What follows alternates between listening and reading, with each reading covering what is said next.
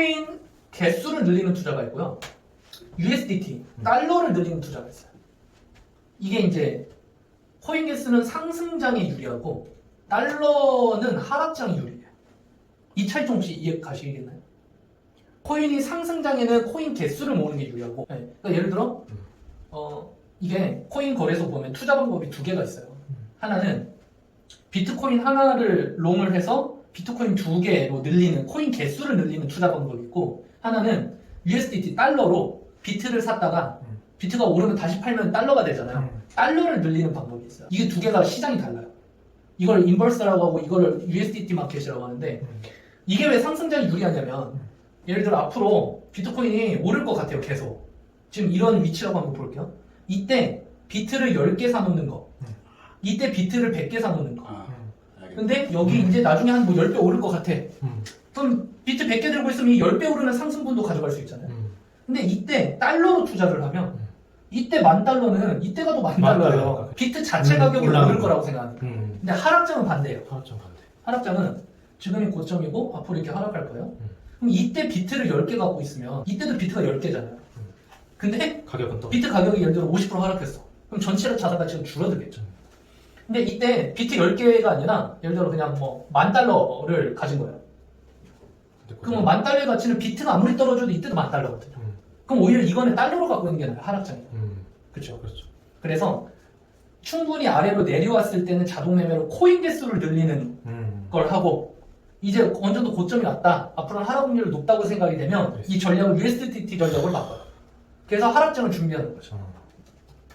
이게 굉장히 중요한 개념이에요. 코인은 이게 되거든요. 그래서 저는 전략이 코인 전략, USDT 전략 두 개를 동시에 써요. 왜냐면 언제가 고점인지 모르니까. 그래서 이 두 개 비율을 계속 리밸런싱 하는 거죠. 주기마다. 내려가면 저걸 팔고 사고. 네. 상승장이면 이 코인 개수 전략이 돈이 막 늘 거예요. 왜냐면 개수도 늘리지만 이거 자체가 올라가니까. 조금씩 팔면서 얘를 해서 비율을 맞추다가 하락이 시작되면 코인 개수보다 얘가 늘겠죠? 그럼 얘를 팔아서 코인 개수를 사기 시작하면 이 저점에서 매수하는 개념이 되니까. 코인 개수가 늘어나는 건 그럼 네. USDT를 팔 때 근데 이 예를 들어 이제 어떤 전략이 하나 있어요. 얘가 1년에 한 100% 정도 수익이 나는 전략이에요. 얘를 코인 개수로 전략을 돌리면, 예를 들어 1비트코인을 사서 이 전략으로 돌렸습니다. 1년 동안. 그러면 1년에 2배가 되는 전략이니까 1년 뒤에는 2비트코인이 돼 있을 거예요. 코인 개수가 늘어나는 거예요. 이 전략으로. 근데 코인 자체 가치도 올랐어요. 그럼 플러스 곱하기죠. USDT로 이 전략을 돌리면 비트를 사서 비트를 늘리는 게 아니거든요.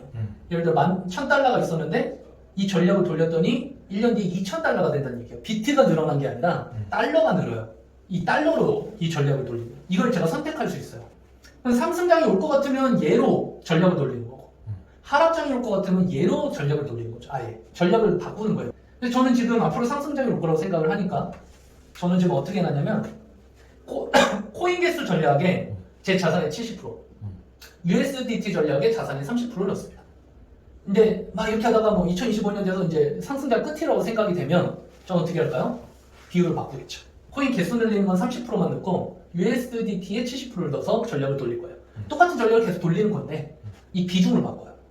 같이 이게 연결되는 건 아니에요. 별개 전략으로. 그럼 이게 어쨌든 상승해서 이거를 전략을 맞춰놓고 이 정도 되면 팔아 해서 이때 USDT를 사 이런 식으로 돼 있는 거죠. 네, 그거는 제가 이제 정해진 시기마다 제가 조절을. 그것까지는 자동으로 하는 기능이 구현이 어려워요. 여기에서 거래를 통해서 코인 개수가 늘어난다는 게 네. 동시에 약간 이제 복잡할 수 있는데 리밸런싱도 쓰고 이 안에서도 전략으로 코인 개수로 동시에 곱하기죠.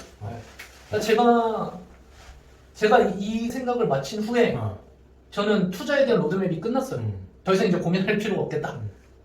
USDT는 그럼 코인을 사고 팔고 했을 때 거래소에서 우리 현금 업비트에서 현금을 가지고 있듯이 USDT로 그냥 남아있는 거예요. 그렇죠. 그리고 남아있다가 만약에 비트코인이 떨어졌을 때는 이걸 그냥 사는 거일 뿐이에요. 자동매매 개념이랑 포트폴리오까지 이 정도가 제가 설명드릴 수 있는 거의 대부분인 것 같아요.